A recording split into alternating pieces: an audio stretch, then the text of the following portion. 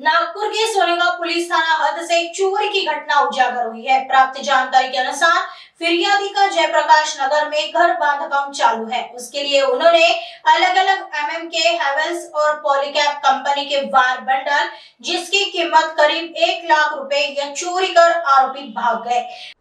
नमस्कार, मी PI नितीन मगर, सोनेगाव। काल आमच्या इथे एक चोरीचा गुन्हा उघडकीस आलेला आहे। त्या अगोदर सचिन दिवाकर मेहर, वय 45 वर्ष, यांचं घराचे बांधकाम चालू आहे जयप्रकाश नगरमध्ये। तर तिथून बांधकामासाठी त्यांनी जी केबल टाकलेली होती, जवळजवळ 1 लाखापर्यंतची तिची किंमत होती, तर ती चोरी झाल्याबाबत त्यांनी तक्रार दिली होती।